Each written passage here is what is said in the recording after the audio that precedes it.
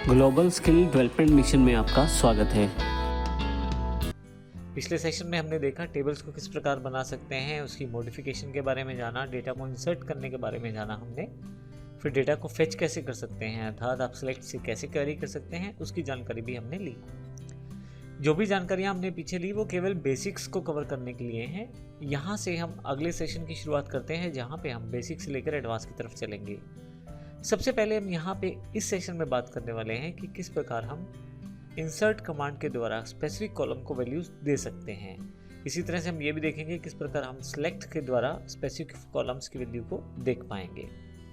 तो इंसर्ट के द्वारा किस प्रकार स्पेसिफिक कॉलम्स की वैल्यू को इंसर्ट किया जाए, फीड किया जाए, और किस तरह से सिलेक्ट के द्वारा स्पेसिफिक कॉलम की वैल्यू को देखा जाए, वो दोनों चीज़ें हम यहाँ देखने वाले हैं। यह एक एग्जाम्पल लिया गया है स्टूडेंट टेबल का, जिसमें 3 फील्ड्स हैं, स्टूडेंट आईडी, स्टूडेंट नेम और स्टूडेंट एड्रेस। यहाँ पे नीचे की तरफ देखें तो हमारे पास पहली क्वेरी है select student ID comma student name from student. अगर आप किसी टेबल के स्पेसिफिक कॉलम की वैल्यूज को देखना चाहते हैं तो उन कॉलम्स का आपको नाम डिफाइन करना पड़ेगा। अगर आप स्टार लगा देंगे तो सारी कॉलम्स की वैल्यू आपको दिखाई जाएंगी। अब यहाँ पे मैंने select student ID comma student name from student जैसे ही ये देता हूँ, 2 कॉलम्स की वैल्यू मेरे सामने आ जाएगी, जिसमें एक स्टूडेंट आईडी शामिल रहेगा और दूसरा स्टूडेंट नेम। इसी तरह से अगर कुछ स्पेसिफिक कॉलम्स की वैल्यू को इंसर्ट करना है तो उस केस में मैं स्पेसिफिक कॉलम्स को मेंशन करूंगा इंसर्ट क्वेरी के साथ भी। जैसे यहाँ पे इंसर्ट इनटू स्टूडेंट, अर्थात स्टूडेंट में डेटा डालें, एक राउंडेड ब्रैकेट ओपन है, फिर बाद में उसको क्लोज किया गया है। बीच में हमने 2 फील्ड्स के नाम लिए हैं, स्टूडेंट आईडी और स्टूडेंट नेम। वैल्यूज देते समय हमें इन्हीं की वैल्यूज देनी है। मैंने एड्रेस मेंशन नहीं किया तो मुझे अब एड्रेस की वैल्यू नहीं देनी है, और यदि आप एड्रेस की वैल्यू नहीं देंगे तो वहाँ पे डिफ़ॉल्ट रूप में स्पेस अवेलेबल हो जाएगा जब तक आप कुछ और मेंशन ना करें। तो यहाँ पे वैल्यूज स्टूडेंट आईडी की 1 है और जो नेम है स्टूडेंट का वंदना है। इस तरह से नीचे दी गई दोनों क्वेरीज भी स्पेसिफिक डेटा को सिलेक्ट करने और स्पेसिफिक डेटा को इंसर्ट करने से रिलेटेड है, जिसमें हमने पहले कॉलम को हटा दिया है और दूसरे कॉलम को प्रयोग कर लिया है। इससे पहले कि हम टेबल में कुछ इंसर्ट या सिलेक्ट करें, मैं आपको टेबल का स्ट्रक्चर दिखा देता हूँ। यहाँ पे मेरे पास टेबल है स्टूडेंट के नाम से, जिसमें एक स्टूडेंट आईडी है, नेम है और उसका एड्रेस है। आइए देखते हैं किस प्रकार से अगर मुझे कुछ स्पेसिफिक डेटा इंसर्ट करना है या सिलेक्ट करना है तो कैसे कर सकता हूँ। इसके लिए मैं एसक्यूएल पे जाता हूँ यहाँ से, और यहाँ से सिलेक्ट स्टार फ्रॉम स्टूडेंट मेरे पास पहले से है। मैं इसे अगर ये वेयर 1 हटा देता हूँ यहाँ से, अगर मैं गो कर दूँ तो आप देखेंगे कि अभी ये सभी रोज़ दिखाएगा पूरे कॉलम्स के साथ। लेकिन स्पेसिफिक कॉलम या रो को देखने के लिए फिर मैं क्वेरी बॉक्स पे वापस जाता हूँ यहाँ से, और इस क्वेरी को हटा देता हूँ और यहाँ से ये वाली क्वेरी सेलेक्ट कर लेता हूँ, सिलेक्ट। अब आप देखें यहाँ मुझे टाइपिंग नहीं करनी पड़ी कमांड चलाकर, तो मुझे ये सबसे बड़ा बेनिफिट ये हुआ है। क्वेरी बिल्कुल सेम बनेगी, स्टूडेंट आईडी जिसमें है select student ID comma student name student address from student. मैं वेयर वाला क्लॉज यहाँ से हटा देता हूँ, आने वाले सेशन में इसकी जानकारी लेंगे।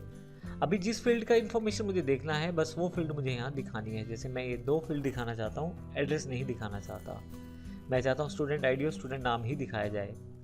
ऐसे केस में मैं स्टार यूज़ नहीं करूँगा, केवल उन फील्ड्स के नाम यूज़ कर लूँगा, और मुझे यहाँ से गो पे क्लिक करना है। आप देखेंगे कि केवल उन्हीं दोनों की इन्फॉर्मेशन यहाँ भी दिखाई गई है। फिर से क्वेरी बॉक्स पे वापस आता हूँ, तो यहाँ पे अगर मुझे किसी स्पेसिफिक कॉलम में कुछ वैल्यूज़ को इंसर्ट करना है तो बड़ा सिंपल तरीका है मेरे पास। यहाँ से मैं कमांड पहले से कॉपी है, मैं उसको पेस्ट कर देता हूँ कंट्रोल V से। अब देखेंगे इसमें हमने इंसर्ट इनटू स्टूडेंट किया है जैसे वैसे पहले किया था, बस उन कॉलम्स के नाम दे दिए हैं जिन पे वैल्यूज़ हमें इंसर्ट करना है। अब यहाँ पे पहले कॉलम का नाम स्टूडेंट आईडी है, दूसरे कॉलम का नाम स्टूडेंट नेम है।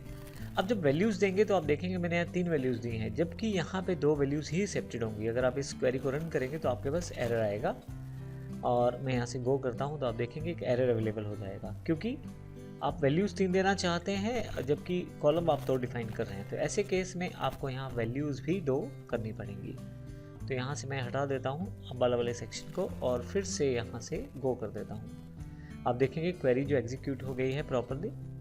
अब अगर मैं यहाँ से ब्राउज़ पे चला जाऊँ, अर्थात अपना टेबल का डेटा देखूँ, तो मेरे पास यहाँ 3rd जो रिकॉर्ड है उसमें नाम सुमित आया है, और जहाँ एड्रेस है वहाँ पे नल स्टोर कर दिया गया है। अब नल का मतलब ये है कि कुछ भी इंफॉर्मेशन यहाँ पे नहीं है और इसलिए एड्रेस बाद में अपडेट भी किया जा सकता है नल की जगह पे, इसलिए यहाँ पे भी कीवर्ड नल से फिल कर दिया गया है।